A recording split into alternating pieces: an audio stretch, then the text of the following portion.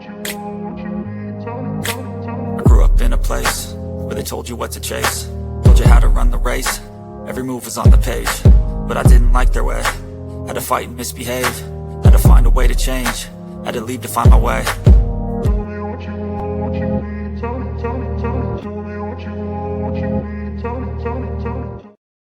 What is going on, everyone? Welcome to Gamble, the high-stakes game of life. I'm your host, TJ Lasig, and today we're going to talk about my favorite gambling game of them all. The game that, for me personally, started my venture into all this stuff. The OG game. Good old-fashioned poker. Good old-fashioned, no-limit Texas Hold'em. I've been playing poker since I was, 15 years old, and also would say I've gotten more serious about it in the past 3 years or so specifically. And that includes a little poker retreat that I attended at the end of last year. So going to talk through that experience a bit and just chop it up on some cards today with my man Cupe. Cupe, you dabble in the pokers as well, my friend. Ready to talk some shop? Yeah, I can certainly but this is definitely going to be a TJ episode. I've got more of the generalist's view on poker, and I do think it's like one of like my favorite games to play. Like if I were to sit down and play a game today, I think poker is atop the list. I think there's always something to learn in a poker game. There's always some way that you're using your brain. There's always a thing or two that you pick up, a mistake that that you made, or something that you look back on like, why didn't I do this? So I think it's a really fun game to talk through. I feel like it's a game that everyone has at least some experience with at some point. I think a lot of people out there probably haven't played poker in a minute, but back when they were younger, maybe played in the basement with their buddies, or I know during COVID times, online poker, private online poker games kind of made a bit of a comeback. We had a little bit of experience of our own there during the Corona Poker League days. And for this episode, I want to, hopefully take a little bit of a poker for dummies approach. Don't want to get too in the weeds on in-depth strategy talk. So if we start getting too far in the weeds, Coop, you go ahead and pull me out. But I'll roll you back out. Don't worry. Yeah. Reel me in there because I can get jamming on this stuff. But just as a quick kind of high level introduction, to me, poker is the original skill game gambling. It's been around for decades now, and I feel like has kind of set the foundation for other games that we've talked about on this podcast. Things like daily fantasy sports. It's a peer versus peer game where you have that kind of perfect mix of skill and luck, because it for sure is mostly skill, but at the same time, tons of luck involved in any. It's almost like it's all skill in the long term, but any individual hand, any individual session, any individual tournament, very much based on luck. But there's just so much that you can learn from it. Basic math, probabilities, understanding the math and probabilities, and then being actually able to execute those in game, I feel like is two different things too. Maintaining your emotions throughout. You're going to get hit with bad beats. How do you maintain a level head and not go on tilt, as they say? And for me, poker tournaments is my favorite format of poker. And I think that also involves a lot of ability to switch gears throughout the tournament based on stack sizes, based on opponents at your table, different things like that. So that's kind of my high level take on poker as a game. And then history wise, as I said at the top, started playing in middle school with my buddies, played online a decent bit leading into Black Friday, which happened in 2011. And then after I turned 21, started playing a little bit of some live poker, but in the last 3-5 years here, played a little bit more seriously, pretty much exclusively live tournaments. I've been out to the World Series of Poker in Vegas twice. Never played the main event, as you know, Coop. That's on the bucket list. And just started taking things more seriously the past 3 years, studying online, taking courses, studying the charts, all that kind of stuff. There's this concept of GTO, game theory optimal poker, that has become all the rage the last couple of years. So yeah, what are your thoughts on all that, Coop? Your poker history, what you know about GTO, that kind of thing. Yeah, similar to you, I'd say poker is definitely one of those games where, similar to fantasy sports, you probably start playing it, between 15, 16, 17, 18 years old, somewhere in there for us. And for me, similar to you, played with my friends, $5 and $10 tournaments in someone's parents' basement. And I guess the one thing about poker for me, and that I now realize looking back on, is a little bit of a common theme, is I was pretty good. I won, more than I lost in those games. But I guess the thing that I've now look back on is I never really even understood why I won. I don't know if I relied or thought it was just luck, or maybe had a better understanding of some of the most basic elements of the game that my friends didn't. But I never at that age took the next step to like get into YouTube videos or learn the game in deeper. I would watch poker on TV, as I think a lot of kids did in that era. Like when it was on, I would watch it. It was always interesting to me. The main event WSOP, when that comes on, is something that always, piques my interest. Something that I get into, but I never really took that secondary step of learning the game in any sort of deep way. I guess I mostly understood the game better than some of my friends who probably didn't know what they were doing at all, basically. I was about to say, that's really, I mean, one of the key things to poker and all these types of games is the best skill you can have is the game selection. You know what I mean? You could be the 10th worst poker player in the world, but if you're playing against 9 people that are worse than you, then you're in a good situation. And likewise, you could be the 10th best player, but if you're at a table with the 9 best players, then it's not a good. So it's all relative. And yeah, I mean, especially playing with your buddies, even understanding basic principles like raising and using some level of aggression probably just puts you a cut above by default. Yeah, certainly. And then I do remember in college, like freshman year of college, I remembered I had a friend that was playing online, and I was like, oh, that's cool. I haven't played poker in forever. Like, let me play online. I think I played maybe for like a month or two. And in college, it was like, I would play like for $5 or $10. And I mostly played like the, single table game, or like the sit and goes, the 2 table sit and goes, trying to turn $5 or $10 into 90 or $100 if you won, and 20 bucks if you came in second. So I did that for a little bit. I remember playing a few like $10 tournaments.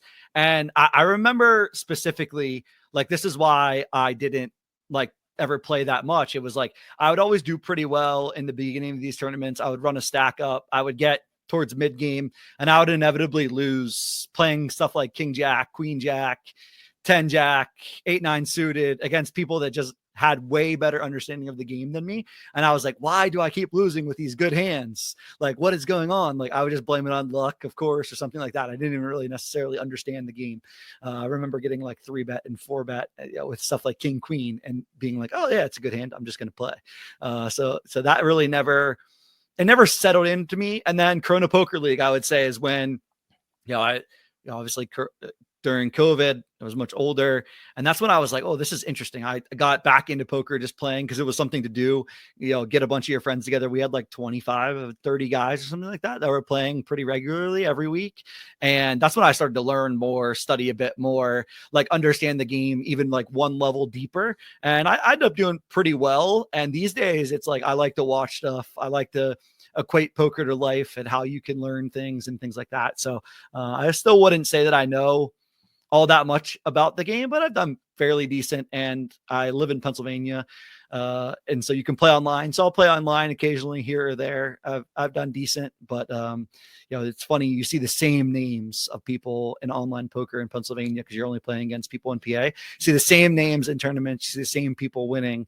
And if people think it's not a skill game and it's all luck, you just go online and recognize that the same people are winning over and over and over again. So I dabble occasionally in online these days. Not very frequently. I would say like once a month, maybe, when they have a bigger tournament, I'll play. Online poker is also such a different beast. Like you said, you're seeing a lot of the same names. I mean, these people are, because they're playing every tournament too. These people are playing, who knows, 4, 6, 8, 10, probably more tables at a time. And yeah, you're just so much more likely to run into good players there. There's also all kinds of potential cheating that can happen in online poker, which there's endless videos and podcasts about as well. I think that is one of the things that would really prevent online poker from ever having a second boom. I mean, first off, it's only legal in a couple states right now, but man, just thinking back to how crazy the days of Full Tilt Poker, Poker Stars existing is just kind of a wild concept to even think about. You could just play poker online against anyone in the world, which is just wild. And, part of the reason why there was that initial poker boom and then the whole moneymaker winning the main event thing kind of threw gasoline on the fire, that dream of average Joe becoming a winner in poker. But yeah, I mean, with all the tools available now, it's such a different game. And if you want to spend the time, anyone can learn how to play the game more optimally, which kind of gets into the next topic here, which is last couple years I've spent a concerted effort to study poker, started by doing some online training courses. There's lots and lots of content out there that you can pay for, take different courses. So I started with pokercoaching.com from Jonathan Little, took a course there. I've taken a course from Chip Leader Coaching, Chance Corneth and Alex Foxen. Did another one from who's the Upswing Poker, Doug Polk's site. And there's no lack of content out there. You can also kind of look up, like are you familiar with pre-flop charts at all, Coop? Because that's kind of the starting point of it all.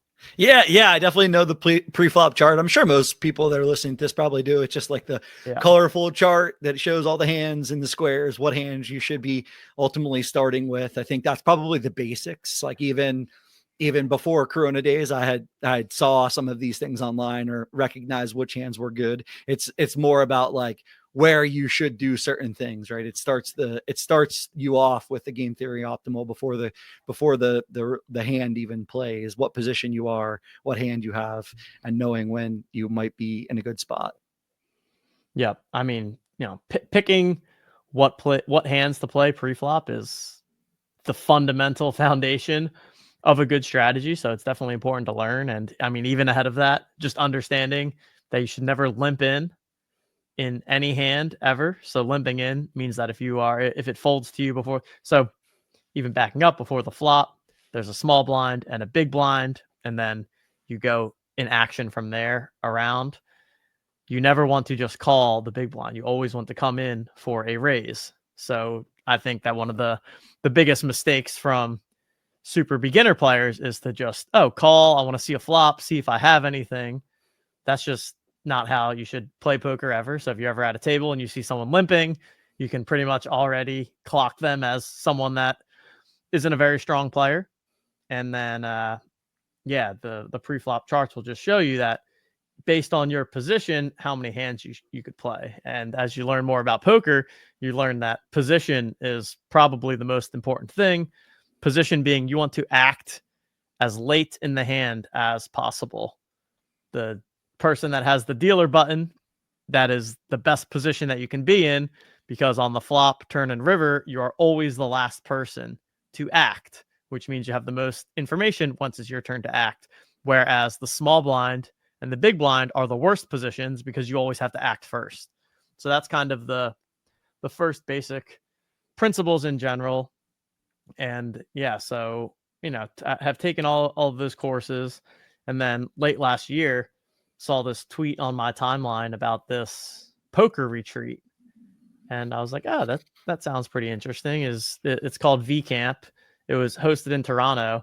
And it was basically, the idea is that it gets people like founders, content creators, basically anyone that is not a professional poker player, but is a ambitious person in general and has a desire to learn poker and get better at poker. Saw that come across my feed. There were two main coaches, Andrew Moreno and Chris Brewer, who are, very high level super pros and really, really understand the game. And it was a 4-day like immersive retreat focused on learning GTO, game theory optimal poker.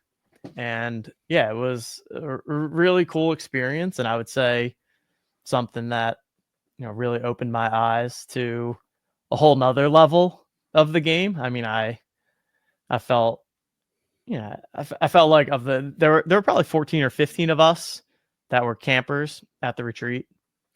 And, I think that I was definitely in like the top 2 or 3 in terms of poker understanding going in. But then like I listened to the stuff that Andrew and Chris are saying, and I'm like, oh my goodness, there's such another level of how much. I mean, also these people just literally eat, sleep, breathe poker. That's what they do all day, every day. And it was really cool to just hear the passion that they have for the game and talking through it. So and it was literally 4 days of just poker all day, all night. During the day, we had lectures on different topics that we would go through. We had one-on-one sessions with the coaches. We would have exercise assignments that we did in breakout groups. And then at night we would play cash games, tournaments, and then we would sleep for a few hours and then wake up and do it again. So it was pretty cool. And I'd also never been in an environment like that where it was just like chat and poker strategy during downtime. You're sitting there having a breakfast sandwich and talking about like how you would play this certain hand in poker, the certain spot in poker. So it was pretty cool and eye-opening. Yeah, that's an immersive experience. I guess tell me, I'm very interested. I knew you did this. I don't know much of the details. Like what, I guess first, like when you got there, were you expecting there to be, people that knew the game even better than you? Like what would you say like the level of person? Were there average Joes there? Were there people that just starting their poker experience, but maybe had founded a company and they were like, oh, this poker game is interesting. I've heard poker is similar to life and similar to business. Maybe there's stuff I can learn. What was the level of player that was there? Yeah, I would say mostly what you just described there. People that very smart, very successful people in other aspects of life just were kind of getting into poker. Like it was funny when the first night when we sat down to play the cash game, there was all kinds of limping going on. And the coach Andrew was like, whoa, guys, like what are we doing here? We don't limp. So like that's where the starting point is, people like there were some guys there. The one guy that was my roommate for the weekend, it was like the third day, and he's like, all right, I'm looking at a chart for the first time. So it was definitely a good but then there's one other guy that is playing professionally now, like Cash 1-3 and 2-5, just started playing professionally and was looking to improve and get better. There's another guy that had been to other iterations of the V Camp and had sold his company and was looking for a new hobby, that kind of thing. So yeah, it was a good mix of people. And then there were 2 people that were like have aspirations to be content creators. This one guy, Gus, actually very strong player. He's younger kid who had gotten second place in the 10K WPT the year prior. Actually lost heads up to Nick Petrangelo, who's one of the super pros, like 20 million, whatever, probably even more than that in earnings. And so he had just won like over $1 million and is basically taking a crack at playing professionally now. He was actually on Hustler Casino live show the other day. So he's not only trying to play, but like really get into that content creator, private game kind of scene. And then the guy that's the founder of the V Camp, this guy, Victor, he's started a bunch of businesses in the past. He actually has a couple poker businesses going on. He also is a pretty strong player himself. He's Chris or I think Andrew has been his coach. So yeah, that was also kind of interesting hierarchy is like Andrew Marino was kind of the main coach.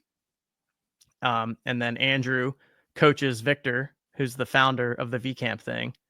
And then this year they brought in Chris Brewer, who I believe was Andrew's coach. So wow. So even within that dynamic, there's like levels on levels of everyone's understanding and kind of like who's coaching who. So even just the idea of like having a coach to me is, well, first off, is something that I'm bullish on in life in general. I've actually had like a life coach type of person for 2-3 years now. And yeah, all of that was kind of the impetus of why I wanted to attend it. And I'm just I like the idea of retreats in general. And I was just at a point in my life where I was kind of looking for something like that, and stumbled upon it, and then what was really cool and learned a ton in a short period of time. Yeah, I mean, fully immersive experience. There's no way. You always have to put the time in whatever endeavor you're doing. So poker, I mean, and poker is one of those games where you're playing a tournament and it goes on for hours and hours and hours. It's almost more important to kind of stress yourself in those environments over and over again to get that, to build up that stamina, if you will. You know, a lot of people will joke like poker, you just sit around. Yeah, yes, you do, but you're constantly using your brain. There's constantly information that you're taking in, trying to bookmark it in the back of your head. There's no, in live poker, especially, that's probably one of the key differences for me is like, sitting down to play live is so different than playing online, because online you can make a note, or you can, you can just have your information at your fingertips a lot more readily available. Whereas when you're playing live, you have no ability to do that. Really, you're keeping track of those things mentally, and you're bound to miss certain things until you kind of exercise yourself in enough ways. Yeah, online poker is definitely the best way to get reps in and really start to understand. I mean, I've never done this, but if I were to hire a actual like individual one-on-one coach, I believe one of the first recommended things is that you play a bunch online, and then you just send them your so when you play online, you can have one of these just like HUDs, heads up display, like Poker Tracker, which number one shows you live stats as you play, but then number two records all of your hands. And so like the easiest way to find a leak in your game would be to just be able to send your hand history to a coach who, I don't know, runs it through another program that they have or does something. And it's basically like, it would probably be so glaring. Like you play this spot incorrectly, like every time, and it's a massive leak in your game. So that's a interesting nugget there. And yeah, I just much prefer live poker because I like the experience of it and sitting down at the table, looking someone in the eye, all that kind of stuff. But if you're just learning poker from scratch, you can't get any more reps in than by playing online. All right, so let's take it to a couple questions, I guess, from someone who doesn't play a ton of live poker, have played a little bit, but doesn't play a ton. How much live poker is about who you're playing against versus the cards that you have? What's more important? Oh, the age-old question. I mean, I think definitely who you are playing against is most important in terms of how tough your table is. Like, especially in a tournament. So in a tournament, how it works for anyone out there that's never played a live tournament, you go, say the buy-in is $300, you hand them $300, then you get, say, 30,000 chips in starting stack, and then you sit down, the blinds continue to go up every 30 minutes, and then you play until you run out of all your chips. So a big element of tournament poker ends up being who is sitting at your table and kind of where you stack up against that. But the whole, when we talk about poker strategy and the concepts of GTO, the way I would kind of explain it in more plain English, or just not even explaining GTO. So the point of GTO is that if you're playing in a way that like you can't be exploited. So if two perfect players were playing against each other, there's nothing you're doing that the super pro would be able to like take advantage of, right? So in any poker game that anyone listening to is playing to, that's not going to be super relevant because you're not going to be playing against the super pro, right? So this constant debate is like GTO versus exploitative. I think it's important to understand the concepts of GTO and like how to play at a baseline. But then at the end of the day, it just comes down to who your opponent is, what cards you have, that kind of thing. I think from a mindset standpoint, though, what GTO teaches you is that poker's not really about playing the hand that you have. It's more about playing the spot that you are in, right? So it's like, okay, I'm on the button and it folds around to me. I raise with a certain amount of hands and I fold a certain amount of hands. And then, a flop comes out. And the interesting thing about how you should think about the flop is that it's not what do I have in my hand? It's more like, is that flop? So I raise before the flop, Cupe calls from the big blind. The flop comes out. Is that flop better for me as the pre-flop raiser, or is it better for Cupe as the guy that just called out of the big blind? So if the flop is ace, king, 10, that is better for me as the pre-flop raiser because I raised. So I have all those big cards. I have pocket aces, pocket kings, ace, king, all of those big hands. I have them some percentage of the time in my quote unquote range, as they say. Cupe, as the person that just called out of the big blind, he does not have that. He's not going to have pocket aces because if he had pocket aces, he would have re-raised before the flop. So when you study something like GTO, what you'll see is that you always bet on that flop. Whereas if the flop came out 4, 5, 6, that would be better for Cupe and the person in the big blind because it's all the low cards and it doesn't connect as well with the guy that raised before the flop. So, and maybe that got a little bit inside baseball there, but the idea is essentially that when you raise before the flop, based on what cards come out, is going to determine how often you bet, and then also whether you bet big or bet small. And a lot of that is kind of the focal point of what we hammered into at this retreat.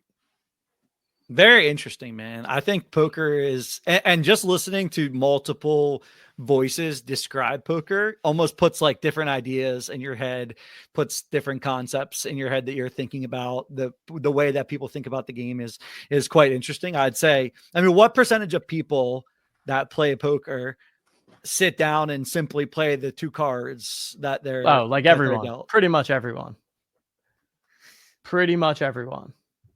Like, I'm not even kidding. That's, and if they don't, like, right away. That's the other thing is like, once you know how to play, you can instantly recognize another person at the table that knows how to play. And it's not even and like again, just by watching their bet sizes. Like, I mean, and people have learned more and more over time. Like, the most basic concept is raise a lot before the flop and then bet small, continuation bet small on the flop. Like, a lot of people have that down at this point. But yeah, I mean, and then like the next level is basically you want to play again the spot the same way no matter what you have. So whether you have a made hand or you have a bluff, you want to bet the same amount with either so that your opponent can't tell which one it is, right? Like, if I just every time I hit the flop and had good cards, I bet big, and every time I missed, I bet small. Well, that'd be so easy to play against. If I bet big, you just fold. If I bet small, I don't have anything and you raise me, right? So it's like trying to play it the same way and using the community card board texture as the mechanism to determine what you do rather than your own cards.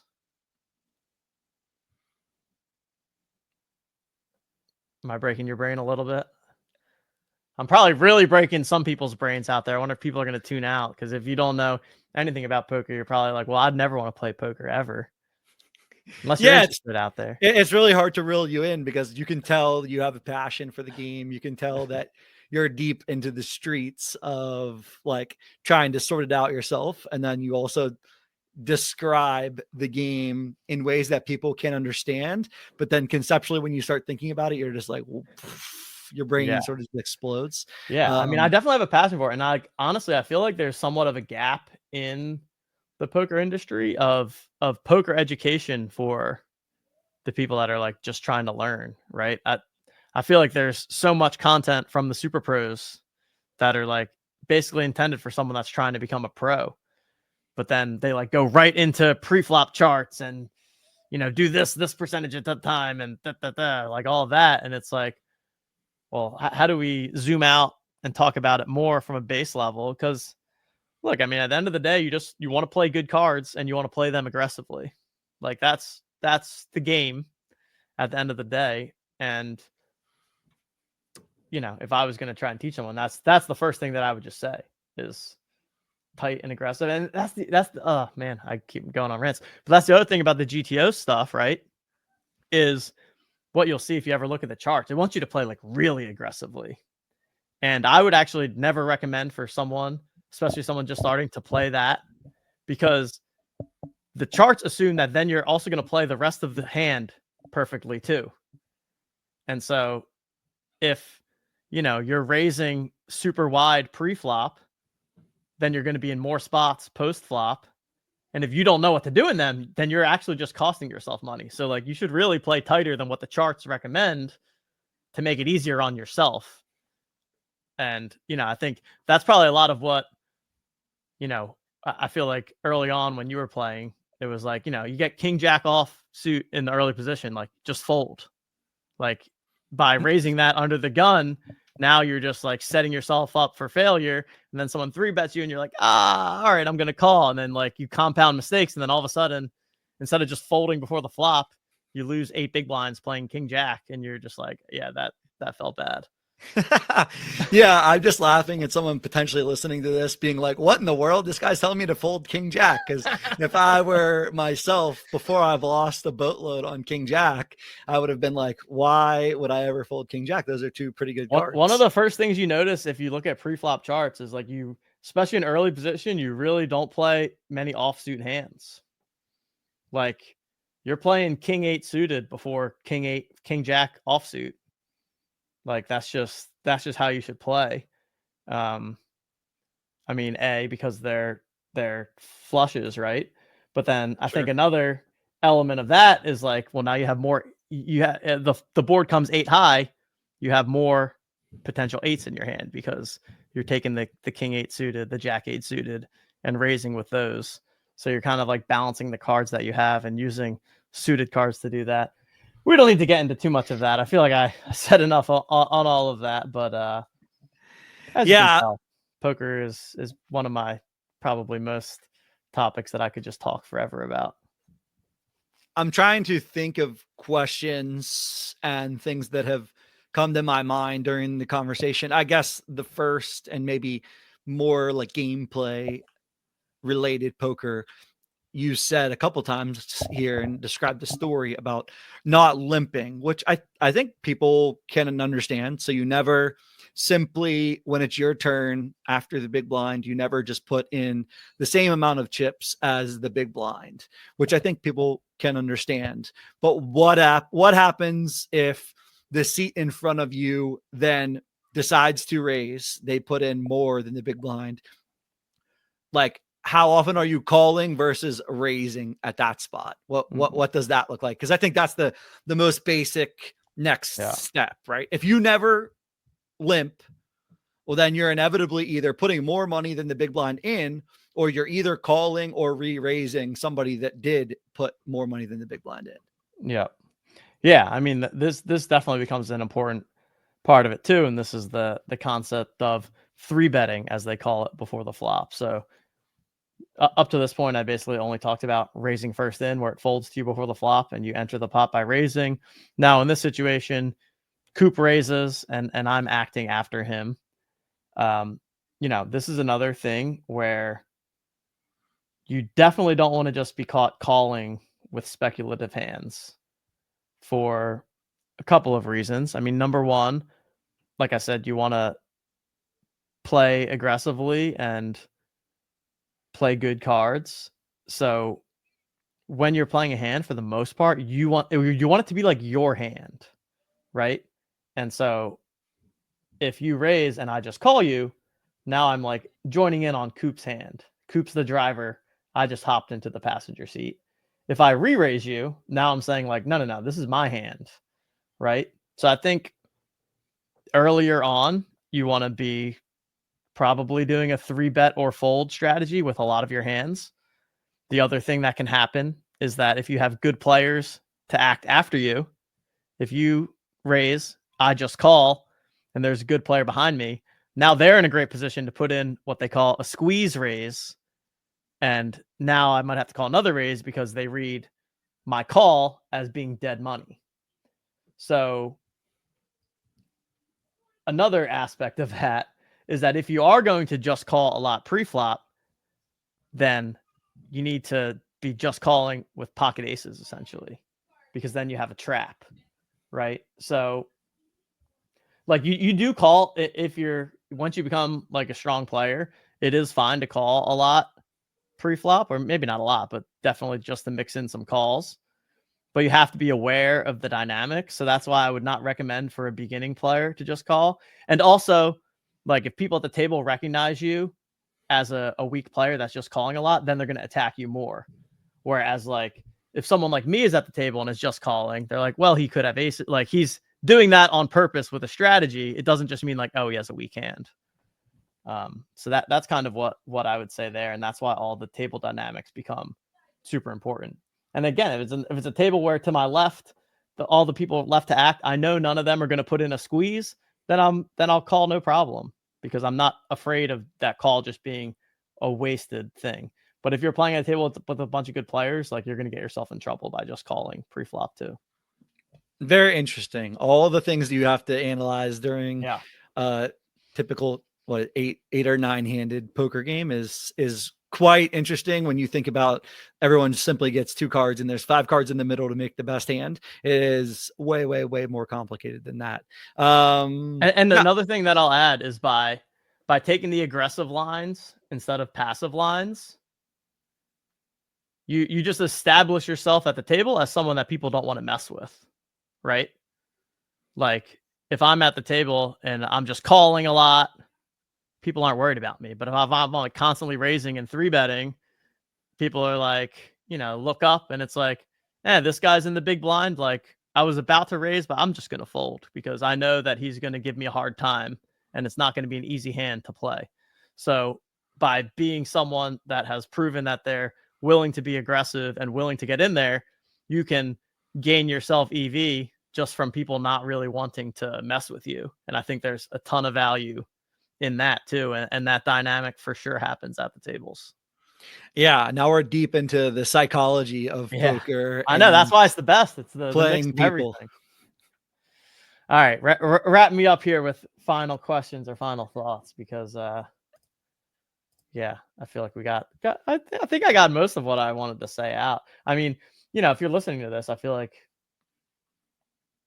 if you're out there and you're interested in poker, like, get started. I mean, I think one of my things that I want to say on this podcast at some point is the idea of like self-mastery and like lifelong pursuits in a way.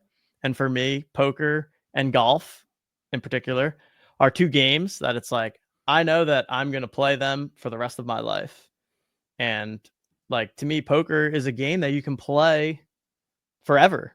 And so, if you're out there and you've casually played poker in the past, like, you're going to become a smarter person in lots of areas just by trying to learn more about poker and how to play. And so, I just think it's one of the most fun things you can do. I mean, one of my favorite happy places in the world is when you sit down, you hand over your money to buy in your chips at the start of a tournament. You grab your coffee and you saddle up and you hopefully are there for the next 10 hours. Like, I find enjoyment in that. Maybe a lot of people don't, because it does require a lot of patience and a lot of interest in the game. But, I can sit there at the table and fold for 2 hours straight and like look back and be like, that was a fun 2 hours. Whereas I feel like a lot of people will be like, that was a waste of 2 hours of my life. Yeah, I think you have to be the right person, but you talk about self-mastery and trying to sort out what you want to do. I do think having an eye on things that have longevity, having an eye for your interests, especially if you're the kind of person that like jumps around into a lot of different things. I kind of have that, a little bit of that in me. I'm kind of a jack of all trades, master of none. And I think there's positives to that, but I do think you need to to master your own self and think through what do you want to do for the rest of your life. And obviously having hobbies or interests are things that, keep you going and help you live a better, happier life. And I think games like golf and poker, and we haven't even touched on golf in this show yet. We'll definitely have to do a golf podcast, golf show too. That's gonna be one of the next one. That can be your show to carry.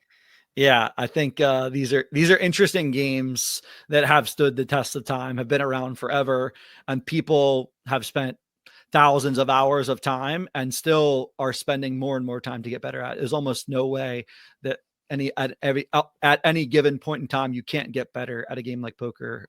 So I think that's quite interesting. What makes it stand the test of time? Absolutely. Any final questions, thoughts, anything from your end as we wrap the show? No, I had a few other questions in here, but I think we hit on most everything. Give us your favorite hand to play, and I know you're going to give us a shit answer, so just give us your favorite hand to play. No, I'll go. I like a little. How about like a little 9-10 suited action?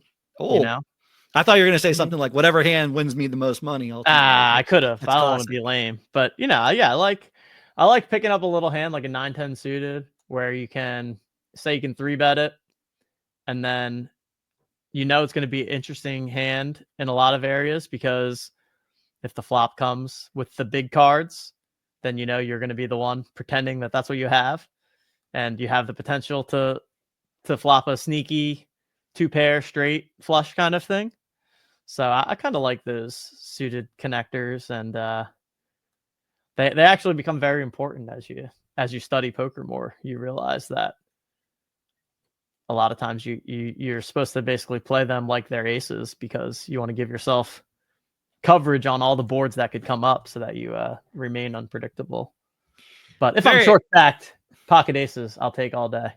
Very, very interesting. Very interesting. And then I guess the last question was like, favorite hand you've seen most recently, or favorite hand in history. Give us like a popular hand that people can go out there and look up and have some fun watching other people play hands. I feel like there's a lot of ways you can go with this question. There's definitely one. I think I got to go with Tom Der Dwan, the legend of online poker from back in the day. There was a hand, I think it was against Tony G. He had like 7-2 offsuit and just like took it to the house and made him fold a really, really strong hand. That to me is one of the most memorable. And then there's a more recent one that also involved Tom Dwan, and another one of my favorites, Doug Polk. And it was in like the $1 million cash game from last year, I think it was. It was either last year or 2 years ago. But Doug Polk triple barrels it off with 4-5 suited. Tom Dwan had flopped a set of 7s, and then like nit rolls him on the river because he's debating whether to go all in or to just call for like 5 minutes. And I think that Doug called the clock on him. So like, I just imagine that in Doug's mind, it's like, am I going to get this through or not? But really all Tom was thinking about is, do I raise or do I just call? And and it was at like the beginning of the session, and it was like a 10-minute hand. It took forever. So if you want to look it up, you might want to skip to the end, but it kind of set the pace for like, then there's been some weird dynamics, blood between those two guys for years now. I like it. No other questions from me. I think it's a good podcast, good like overview of poker for the two of us. So I'll definitely, it always is one of those games where as soon as you start talking about poker, you just have an interest to play. So I feel like I'll probably be playing online here pretty soon. Fire it up next week or so for sure. Oh my God. And I kind of forgot to bury one of the leads, but we'll end with this. Not self-aggrandize, whatever enough. But I won the final poker tournament of that poker retreat too. Won the trophy. I actually already have the thumbnail ready. So the thumbnail is going to be the picture of me with the trophy and all the other people at the camp. So that was a fun little icing on the cake for me. We had like the final night There was a poker tournament. It was like a legit structure with the blinds and everything. I think there were 16 people in it. And I got heads up against the guy, Gus, that I mentioned earlier, that got second in the WPT thing. I was just about to say, we already have the hook. We already have the hook of the episode. TJ beats $1 million winner in poker. Yes. Sucked out on him on the last hand, which was nice. Feels good. Me. Feels good. All right, take us saving his run good for the high stakes cash games that he's playing right now. I have a feeling that he was not too upset about that one. best of luck to that guy out there grinding, because that's what it is. So best of luck. All right, everyone. Thanks for tuning in, chopping it up on some poker, and we'll be back for another episode soon. Stay gambling.